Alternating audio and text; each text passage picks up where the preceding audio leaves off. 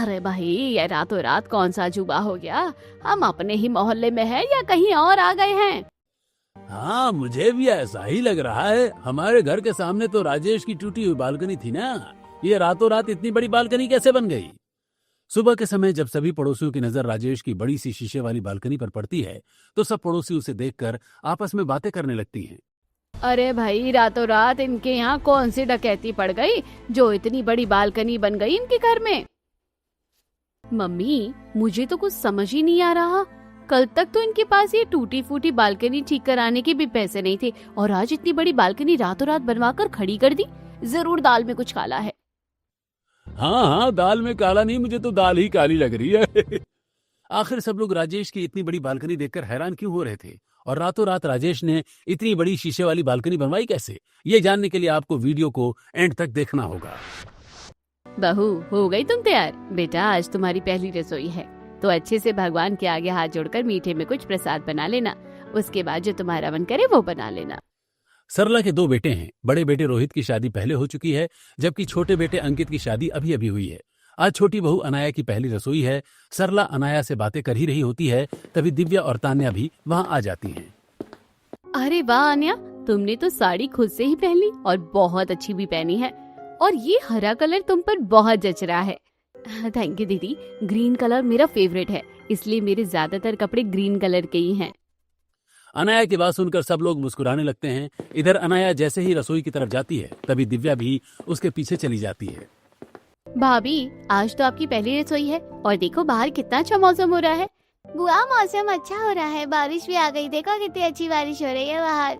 घर छोटा है और आंगन में भी ज्यादा जगह नहीं है। बरामदा भी थोड़ा बंद टाइप का है, इसलिए बाहर से बारिश का नजारा ये लोग ज्यादा नहीं देख पाते। दिव्या चीकू के साथ गेट खोलकर बाहर देखती है। अरे हाँ, बाहर तो बहुत अच्छी बारिश हो रही है। ये तो सोने पर सुहागा हो गया। पहली बारिश है आपके ससुराल में और पहली रसोई भी। मैं तो कहती हूँ मीठे में हलवा बनाओ और नमकीन में चाय पकोड़े। हाँ हाँ भाई, ननद से तो बनाकर रखनी पड़ेगी। अब दिव्या की बात तो माननी पड़ेगी छोटी बहू को। अनाया रसोई में जाकर खाना बनाने लगती है। वो पहले सूजी का हलवा बनाती है और बाद में बेसन के पकौड़े बनाने की तैयारी करती है। तभी तान्या भी वहाँ चली जाती है। वही तो, तुम अकेली क्या क्या करोगी? लाओ मैं तुम्हारी मदद कर देती हूँ। इसके बाद दोनों बहुएं मिलकर खाना बनाने लगती हैं। इधर ये लोग एक मिडिल क्लास मोहल्ले में रहते हैं। इस मोहल्ले में सभी के घरों में बहुत अच्छी अच्छी बालकनी है। जैसे ही बारिश आती है सब लोग अपनी चाय, कॉफी, मैगी या चटपटी चीजें लेकर बालकनी में बैठ जाते हैं और बारिश को एंजॉय करते हैं। सुनती हो क्या भाग्यवान, देखो कितना अच्छा मौसम हो रहा है। मैं तो कहता हूँ आज पालक के पकौड़े बना लो। क्या बुढ़ापे में आपकी फरमाइशें भी बदलती रहती है। पिछली बार जब पालक के पकोड़े बनाए थे तो आपको ब्रेड पकोड़े चाहिए थे और अब मैंने ब्रेड पकोड़े बना दिए हैं। अरे कोई बात नहीं, तो पकौड़े ही चलो, ब्रेड पकौड़े ही ले आओ। कमला मुस्कुराती हुई रसोई में जाती है। 2 कप चाय और ब्रेड पकौड़े ट्रे में डालकर कमरे की तरफ जाने लगती है। इधर राजेश अपने बरामदे में बैठकर बारिश को देख रहा होता है। राजेश को देखकर रमेश थोड़ी ऊंची आवाज में बोलता है, कमरे में कहाँ जा रही हो? मैंने ये इतनी बड़ी और महंगी बालकनी क्या दिखावे के लिए बनाई है जो तुम बारिश के मौसम में भी कमरे में बैठकर ब्रेड पकौड़े खाओगी? अरे हाँ, मैं तो भूल ही गई। अब तो हमारे घर में एक बड़ी सी बालकनी है। कमला एक मेज और 2 कुर्सियां लेकर बालकनी में लगाती है और दोनों पति पत्नी आराम से चाय पकौड़े का आनंद लेने लगते हैं।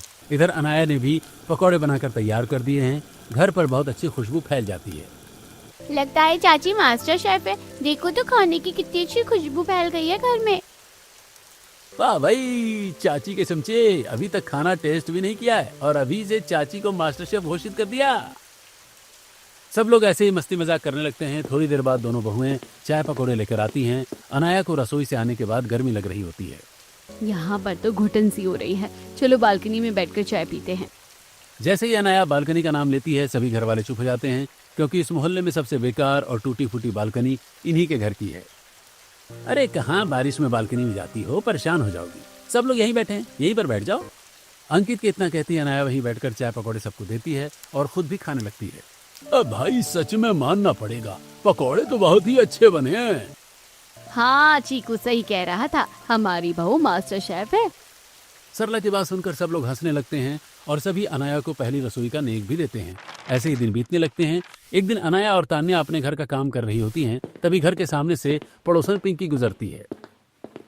क्यों सरला, अब तो तेरी दो दो बहुएं आ गई है, क्या अब भी तुझे काम से फुर्सत नहीं मिलती?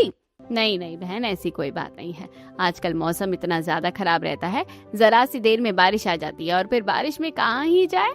हाँ हाँ बिल्कुल, तुम्हारा तो छोटा सा घर है, घुटन भी हो जाती होगी बारिश में वैसे भी। पिंकी की बात सुनकर दिव्या भी वहां आ जाती है। आंटी, बारिश में कहीं आने जाने से और छोटे घर से क्या लेना देना भला? दिव्या की बात सुनकर पिंकी चिढ़ जाती है। तभी पूनम और उसकी बहू निकिता भी ऊपर से ही इनके साथ बातें करने लगती हैं। तान्या, क्या पूरा दिन काम में लगी रहोगी? अरे बारिश में तो आराम कर लिया करो। हाँ भाई, इतने लोग हो तुम तो घर में काम करने वाले, कभी बालकनी में बैठकर चाय पानी या फिर बारिश को महसूस किया करो। अरे मम्मी, इनकी तो बालकनी ही टूटी हुई है, अगर बालकनी में बैठेंगे तो सारे भीग जाएंगे, फिर सारी बारिश इनके ऊपर ही गिरेगी। वाह वाह वाह, हाँ ये तो मैं भूल ही गई।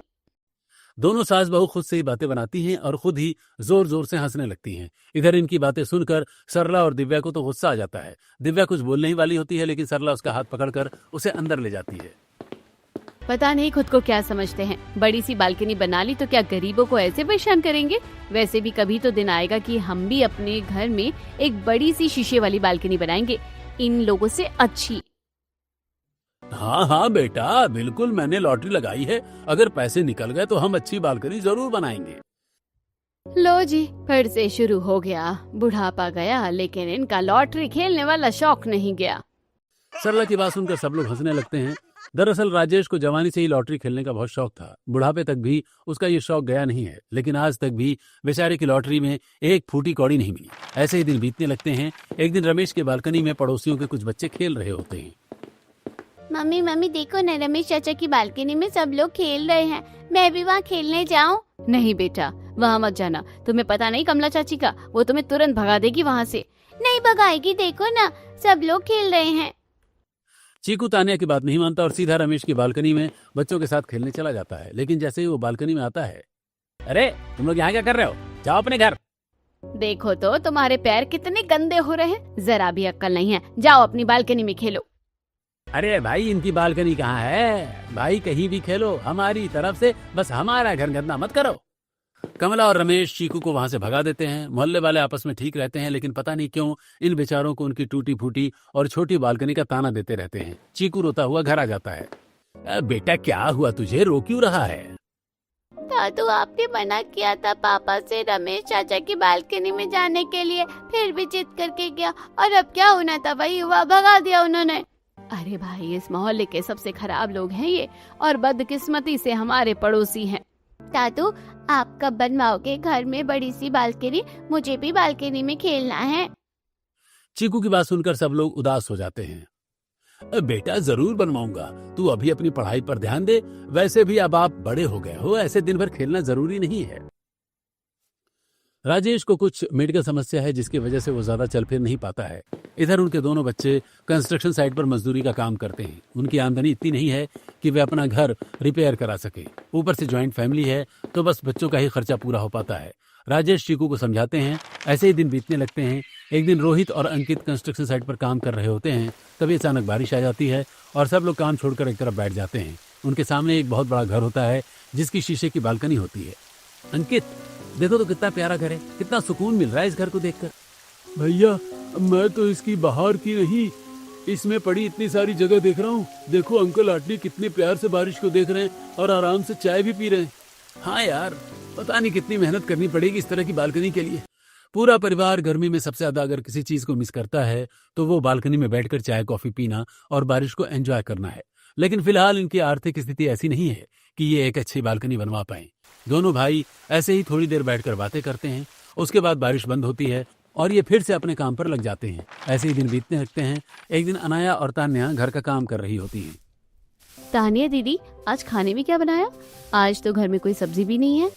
अरे भाई, मैं तो आजकल सारी चीजें भूल जाती हूँ। देखो, कल रोहित ने मुझे पैसे दिए थे, घर का राशन लेकर आना था, लेकिन मेरे दिमाग से ही निकल गया।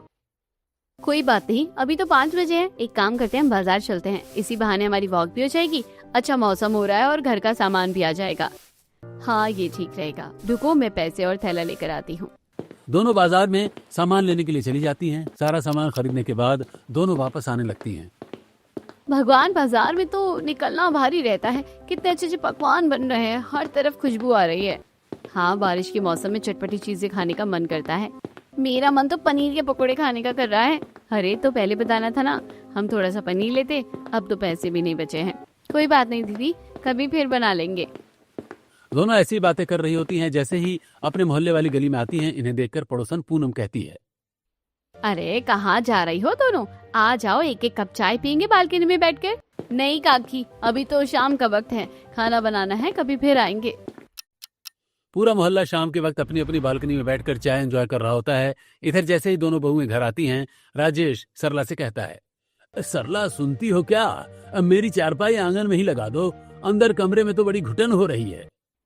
अब चारपाई बाहर निकालूंगी, जरा सी देर में बारिश आ जाएगी, फिर जल्दी जल्दी से अंदर करनी पड़ेगी। अरे भाई क्या मुसीबत है, एक तो ये छोटा घर, ऊपर से बारिश आकर बाहर का मौसम ठंडा हो जाता है और घरों में तो इतनी घुटन हो जाती है। तभी राजेश की नजर बालकनी में बैठे कमला और रमेश पर पड़ती है। कमला आज अपनी बालकनी के लिए एक सुंदर सुंदर गमले लेकर आई है जिनमें बहुत अच्छे अच्छे फूल लगे हुए हैं। मम्मी देखो तो कितने प्यारे प्यारे फूल लगाए हैं कमला चाची ने। हाँ भाई, इनकी बालकनी तो बड़ी सुंदर है, और कुछ भी लगा लो इधर, कितनी सुंदर लगती है। काश हमारे भी ऐसी बालकनी होती तो हमें गर्मी में घर में ही घुटना ना पड़ता। हम दोनों भी इनकी बात सुन लेते हैं। तभी अनाया तान्या से कहती है, सच में दीदी, मुझे भी महसूस हो रहा है कि हम सबको एक अच्छी सी बालकनी की कितनी जरूरत है। हाँ यार, बड़े दिनों से सोच रहे हैं, एक एक करके पैसे जोड़ रहे हैं एक अच्छी बालकनी के लिए, लेकिन अभी तक नहीं बना पाए।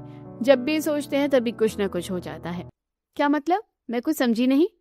तान्या अनाया को सच बताने लगती है। मम्मी देखो तो, आज तो पूनम आंटी के घर में भी एक बड़ी सी बालकनी बन गई है, वो भी शीशे वाली। और पिंकी आंटी की तो पहले ही बहुत अच्छी बालकनी है। हाँ भाई, रमेश भी बड़ी बालकनी बनवाने की बात कर रहा है। कुछ भी कर सकते हैं वो लोग, उनका इकलौता बेटा है, विदेश भेज रखा है, वहाँ से खूब पैसे भेजता है उनको, ये घर में ही तो लगा रहे हैं। हाँ, इनकी जिंदगी है टेंशन फ्री। मैंने भी एक लॉटरी के लिए अप्लाई किया है। अगर मेरी लॉटरी निकल गई तो इन सबसे अच्छे शीशे की बालकनी बनवाऊंगा। बस बस, आप दिन में ख्वाब हमें मत दिखाओ। ऐसे ही दिन बीतने लगते हैं। इधर पूनम की बालकनी बनकर तैयार हो जाती है। आज उसके नए घर में गृह प्रवेश की रस्म होती है। उसने सभी पड़ोसियों को बुलाया है। जैसे ही सरला अपने परिवार के साथ उनकी बालकनी में पहुंचती है, अरे वाह, तुम्हारी बालकनी तो सच में बहुत ही बड़ी और सुंदर है। हाँ बहन, बस नजर ना लगे, वरना जिन लोगों की बालकनी नहीं है ना, वो तो देख कर ही जलेंगे। ये बात सरला और उसके परिवार को बहुत बुरी लगती है और वो चुपचाप बिना खाना खाए वहां से आ जाते हैं।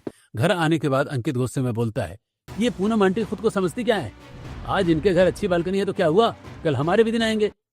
बेटा सही तो कहती है, हम लोगों की किस्मत में है ही नहीं बालकनी। दिव्या और तान्या भी बहुत परेशान होती हैं। तान्या दिव्या से कहती है, दिव्या, मैं सोच रही हूँ कि अपना बुनाई वाला काम थोड़ा सा बढ़ा दूं। हम थोड़ा थोड़ा भी जोड़ेंगे तो फर्क पड़ेगा, और फिर हम एक दिन अपने घर में एक अच्छी सी शीशे वाली बालकनी बनवाएंगे। भाभी सही कह रही हो, मैं भी सरकारी स्कूल में देखती हूँ, अगर 5वीं तक के बच्चे मैं पढ़ाऊंगी तो मुझे भी कुछ पैसे मिल जाएंगे। इतनी देर में दोनों बेटे भी वहां आ जाते हैं। तुम दोनों बिल्कुल सही कह रही हो, हम भी थोड़ा सा एक्स्ट्रा ओवर टाइम कर लेंगे और अब तो हम अपने घर में एक अच्छी सी बालकनी बनाकर ही रहेंगे। और हम सब लोग ये सोच लेते हैं। अगले दिन से ही दोनों बेटे एक एक घंटा ओवर टाइम काम करना शुरू कर देते हैं। तान्या ये लो, ये पैसे बालकनी वाली गुल्लक में डाल दो, आज मैंने 200 ज्यादा कमाए हैं। भाभी ये लो, मैंने भी 200 एक्स्ट्रा कमाए हैं।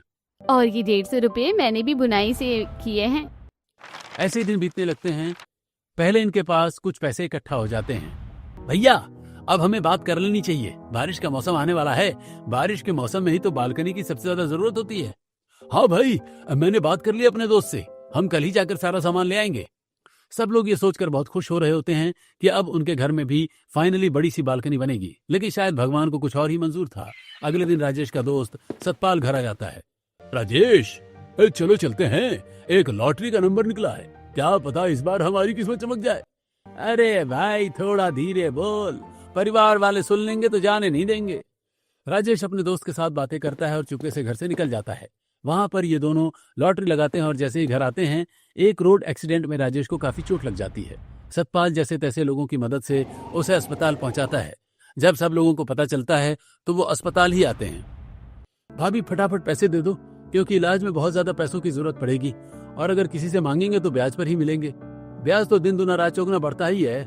हाँ देवर जी, आप सही कह रहे हो। लाओ, ये पैसे ही ले जाओ। तान्या गुल्लक तोड़कर अंकित को पैसे दे देती है और इस तरह बालकनी वाले सारे पैसे राजेश के इलाज में खर्च हो जाते हैं। लेकिन आप टेंशन मत लो, अब मैं आ गई हूँ ना, और आपको बुनाई का काम आता है, मुझे सिलाई का। हम दोनों मिलकर मेहनत करेंगे और एक अच्छी सी बालकनी तो बनवा कर ही रहेंगे। दिव्या भी इनकी बातें सुन लेती है। हाँ हाँ भाभी, मैं भी आप लोगों के साथ हूँ। इसके बाद तीनों एक नए मिशन पर काम करने लगती हैं। मिशन शीशे की बड़ी सी बालकनी। ऐसे ही दिन बीतने लगते हैं। एक दिन घर पर पड़ोसन रेखा आती है। तान्या बेटा, मेरी बेटी प्रेग्नेंट है, 1 महीने में उसकी डिलीवरी हो जाएगी। तुम उसके बच्चे के लिए सर्दियों के 2-3 स्वेटर बुन देना। ये कहकर रेखा वहाँ से चली जाती है। अरे चाची, इस थैले में क्या लेकर जा रही हो आप? कुछ नहीं बेटा, ये कुछ सूट सिलवाने थे, अब बाजार जाना पड़ेगा। मोहल्ले में तो कोई अच्छी सी टेलर है नहीं। अरे चाची, आपको नहीं पता, मेरी भाभी बहुत अच्छे कपड़े सिलती है। अरे वाह, ये तो एक तीर से 2 निशाने हो गए। लो फिर तुम सिलवा देना, इसमें ही नाप है, अच्छे से करा देना बेटा। रेखा सिलाई के लिए सूट अनाया को देकर चली जाती है। सरला बहुत खुश होती है क्योंकि एक को बुनाई का काम मिल गया है और एक को सिलाई का। दोनों पूरी मेहनत से ये काम करती हैं। ऐसे ही दिन बीतने लगते हैं। एक दिन, अंकित, मेरी कमर में बहुत दर्द हो रहा है। यार मैंने कितनी बार कहा है थोड़ा कम सिलाई किया करो। पूरा दिन सिलाई मशीन पर बैठी रहोगी तो कमर में दर्द तो होगा ही ना। आपको पता है ना ये सब हम क्यों कर रहे हैं? एक बार हमारी बालकनी बन जाए तो हम सुकून से रहेंगे। अनाया की बात सुनकर अंकित कुछ सोचता है और उसने जो पैसे बचाए हुए थे वो अनाया को दे देता है और दोनों सो जाते हैं। अगली सुबह सरला मंदिर में जा रही होती है, तभी से देखकर पड़ोसन पिंकी और पूनम बातें करने लगती हैं। पीछे से कमला भी आ जाती है। अरे मोहन भाई साहब ने कितना अच्छा डिजाइन निकाला है बालकनी के लिए। हाँ, उनके घर का भी डिजाइन बहुत अच्छा है, बिल्कुल नया लग रहा है। अरे सरला, तुम कब अपनी बालकनी बनवाओगी? बस मोहल्ले में तुम्हारा ही घर है जो सबसे पुराना लगता है। हाँ, टूटी सी बालकनी अलग ही दिखती है। गरीबों का मोहल्ला लगता है तुम्हारे घर की वजह से। जब हमारे हाथ में 4 पैसे होंगे हम भी ठीक करवा लेंगे। सरला को पड़ोसन की बातें सुनकर बहुत दुख होता है, लेकिन वो उन्हें जवाब देकर घर आ जाती है और राजेश के सामने रोने लगती है। तभी वहाँ सतपाल आता है। राजेश भाई, लड्डू खाओ, मेरी लॉटरी निकल गई है। अरे वाह, मुझे पता था एक न एक दिन हम दोनों की किस्मत चमकेगी। आप दोनों की नहीं, बस सतपाल भाई की। आपने तो लॉटरी के चक्कर में हमेशा पैसे गंवाए ही हैं। अगर आज आप लॉटरी के पीछे ना पड़े होते तो हमारी बालकनी बन जाती। अरे क्या हुआ, अब तक नहीं लॉटरी निकली तो मैं लॉटरी लगाता रहूंगा, कभी न कभी तो निकलेगी। कभी नहीं निकलेगी, और खबरदार अगर आपने लॉटरी लगाई तो। राजेश को वार्निंग देकर सरला वहां से चली जाती है, लेकिन आदत से मजबूर राजेश बहाने से बाहर जाकर नई लॉटरी के लिए पैसे लगा लाता है। ऐसे ही दिन बीतने लगते हैं। इधर दोनों बहुएं सिलाई और बुनाई में मेहनत कर रही हैं और दिव्या एक स्कूल में बच्चों को पढ़ाने के लिए जाने लगती है। एक दिन राजेश के घुटनों में दर्द हो रहा होता है। पापा, दवाई ले रहे थे तो आप बिल्कुल ठीक थे, अचानक घुटनों में दर्द कैसे हो गया? इनकी दवाई कहाँ है? वैसे पापा, उस दिन मैंने पैसे दिए थे आपको दवाई के लिए, आप अंकल के साथ गए थे ना? राजेश बिल्कुल चुप हो जाता है और सरला समझ जाती है। इसका मतलब फिर से आपने वही पैसे लॉटरी में लगा दिए? अरे थोड़ी शर्म करो, बच्चे इतनी मेहनत से कमा रहे हैं, कुछ नहीं होने वाला लॉटरी में। चलो मम्मी, कोई बात नहीं, अब जो हो गया सो हो गया। पापा रुको, मैं आपके लिए दवाई लाता हूँ। अंकित मेडिकल स्टोर पर जाता है और राजेश के लिए दवाई लेकर आ जाता है। ऐसे ही दिन बीतने लगते हैं। एक दिन सुबह सुबह सतपाल घर पर आता है। उसके हाथ में मिठाई का डब्बा होता है। उसे देखकर चीकू कहने लगता है, क्या बात है दादू, लगता है आपकी तो दूसरी भी लॉटरी निकल गई, तो इतने खुश नजर आ रहे हो। हाँ बेटा, लॉटरी तो निकली है लेकिन मेरी नहीं, इस बार लॉटरी तुम्हारे दादा की निकली है। ये सुनते ही सभी घर वालों की खुशी का कोई ठिकाना ही नहीं रहता और उन्हें अपने कानों पर विश्वास नहीं होता। क्या कहा तुमने? जरा फिर से कहना।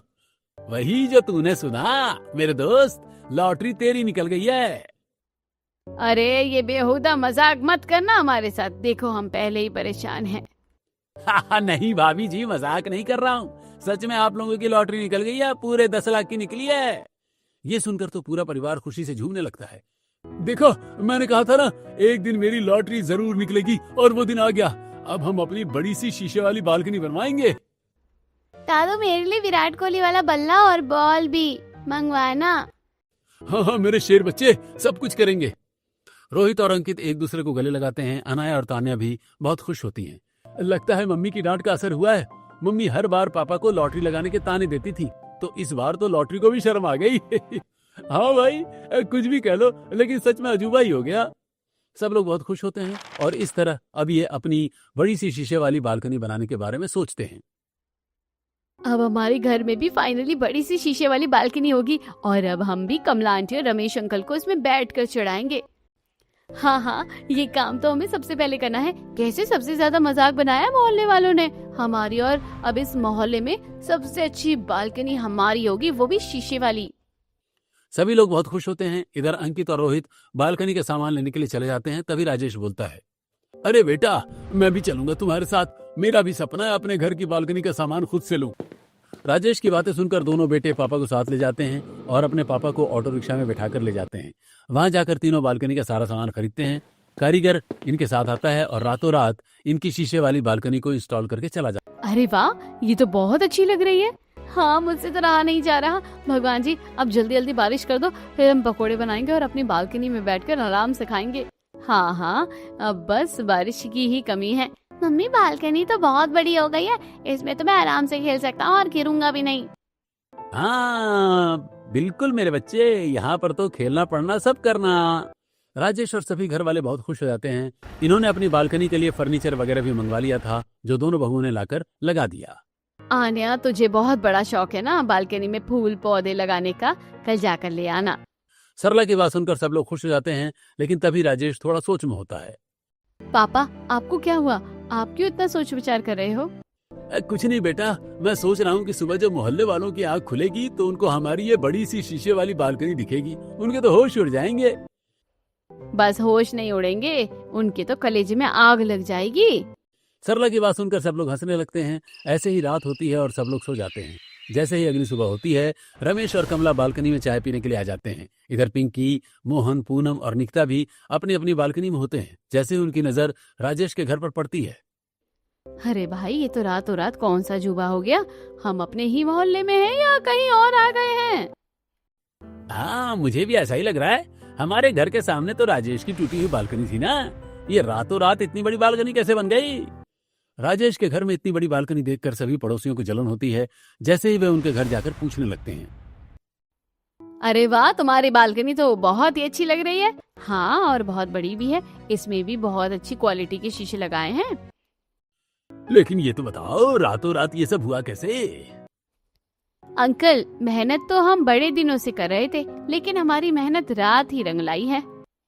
तान्या की बात सुनकर सब लोग हैरान हो जाते हैं। तभी राजेश अकड़ते हुए कहता है, अरे भाई, मेरी लॉटरी निकली है पूरे 10 लाख की, और ये तो बस अभी हमने बालकनी बनाई है, अभी तो कुछ और भी करना है। ये कहकर राजेश पड़ोसियों को और भी जला देता है। इधर अनाया सबके लिए चाय पकौड़े बनाकर ले आती है, लेकिन कोई भी पड़ोसी वहां बैठता नहीं है। अरे नहीं भाई, सुबह सुबह हमारे घर में तो अभी तक चाय पानी भी नहीं बना है। हाँ हाँ बहन, मैंने भी दूध गर्म होने को रखा है गैस पर, जाकर देखती हूँ। सारे पड़ोसी चिढ़कर वहां से भाग जाते हैं। मम्मी, मजा आ गया। आज तो भगवान जी, पहली बार हमारी जिंदगी में आपने कुछ अच्छा किया है। Thank you so much. हाँ हाँ नाया बहू, कहाँ एहसान फरामोश लोगों को पकोड़े खिला रही थी। देखो बारिश आ रही है और भगवान ने हमारी सुन ली। चलो हाँ, अब सबके लिए चाय पकोड़े ले आओ। अनाया रसोई में जाती है और सबके लिए चाय और पकोड़े डालकर ले आती है। बालकनी में चाय पीने में मजा आ रहा है। बेटा, अब बालकनी घर की है और ये मजा हम रोज लेंगे। ऐसे ही सब लोग खुश होते हैं और बारिश में अपनी शीशे वाली बालकनी में बैठकर चाय एंजॉय करते हैं। ऐसे ही 1-2 दिन बीतने लगते हैं। एक दिन राजेश और सरला आपस में बातें कर रहे होते हैं।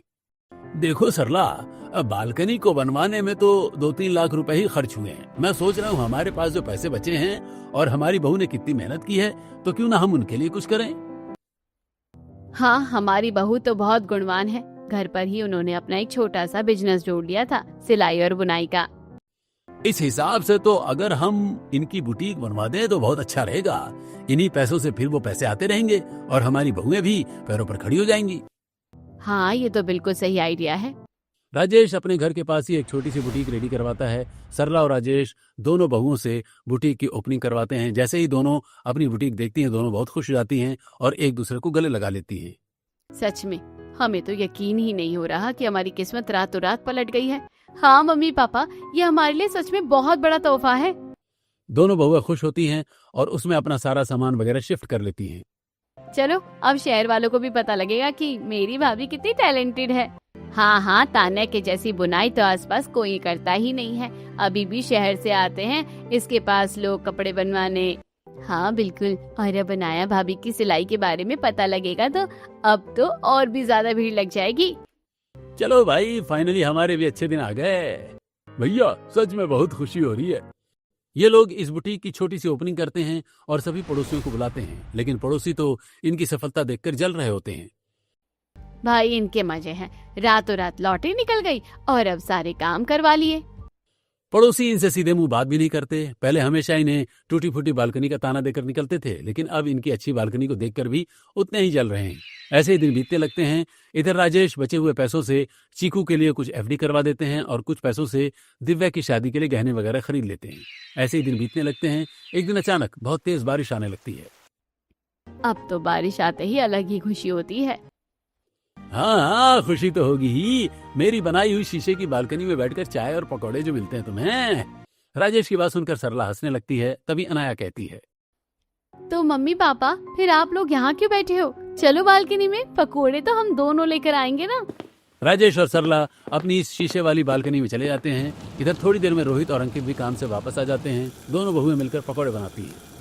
अरे बाप रे, कितनी अच्छी खुशबू आ रही है। आप जल्दी जल्दी कर दो, मुझसे अब रहा नहीं जा रहा। हाँ मम्मी, मेरे लिए भी थोड़ा एक्स्ट्रा बनाना। ये सुनकर दोनों को चैन नहीं पड़ता।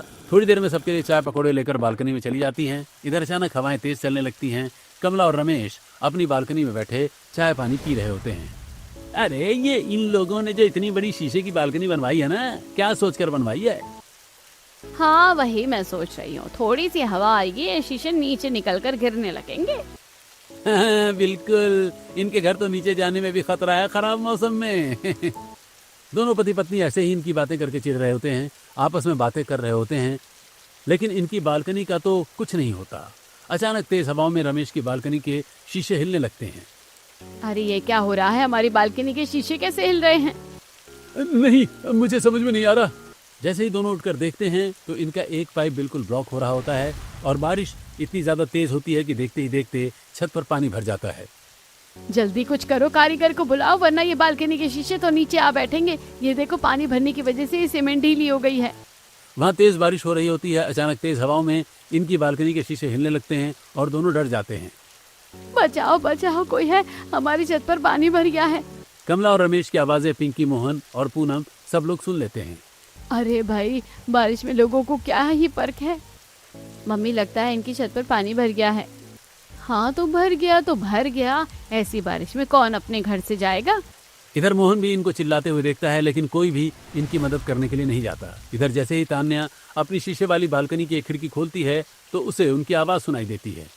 रोहित देखो तो जरा, रमेश और कमला चाची कैसे जोर जोर से बोल रहे हैं। जरूर उनके घर में कुछ हुआ है। अरे जो हो रहा होने दो, सबका बुरा चाहते हैं, आखिर इनका भला कैसे हो सकता है। अचानक रमेश और कमला ज्यादा घबरा जाते हैं और उनकी ज्यादा आवाजें आने लगती हैं। तान्या से रहा नहीं जाता। रोहित, बुरे के साथ बुरा नहीं बनना चाहिए, हमें उन लोगों की मदद करनी चाहिए। हाँ बेटा बहू, बिल्कुल सही कह रही है, तुम जाकर देखो आखिर बात क्या है। तान्या के कहने पर ये लोग उनके घर जाते हैं। जाकर देखते हैं कि उनकी छत पर तो पानी ही पानी हो रहा है और उनकी चीजें भी पानी में बहने लगी हैं। रोहित और अंकित तुरंत छत पर जाकर पहले बिजली का कनेक्शन बंद कर देते हैं और दोनों मिलकर पानी निकालने लगते हैं। तान्या और अनाया कमला के सामान को सुरक्षित जगह पर रखने लगती हैं। राजेश रमेश को सहारा देकर नीचे ले आता है। आज अगर तुम लोग नहीं आते तो पता नहीं हमारा क्या होता। हमने तुम लोगों का इतना मजाक उड़ाया, फिर भी तुमने हमारी मदद की। पड़ोसी है चाची, मुसीबत में एक दूसरे के काम नहीं आएंगे तो कौन आएगा। तान्या की बात सुनकर कमला मुस्कुराती है। बारिश कुछ देर बाद रुक जाती है। रोहित और अंकित पाइप साफ कर देते हैं और पानी निकलने के बाद बालकनी को भी सुरक्षित कर देते हैं। आज समझ आ गया कि बड़ी बालकनी होने से कोई बड़ा नहीं बन जाता, बड़ा तो इंसान अपने व्यवहार से बनता है। बस भाई, अब कभी किसी की मजबूरी का मजाक मत उड़ाना, क्योंकि कोई भी खुशी से तकलीफ नहीं करता। सभी लोगों की कुछ न कुछ मजबूरी होती है। रमेश और कमला सिर झुका लेते हैं। उस दिन के बाद मोहल्ले वालों का रवैया भी बदल जाता है और सभी एक दूसरे की मदद करने लगते हैं। राजेश का परिवार अपनी शीशे वाली बालकनी में बैठकर बारिश का आनंद तो लेता है और ऐसे ही हमारी स्टोरी की हैप्पी एंडिंग हो जाती है।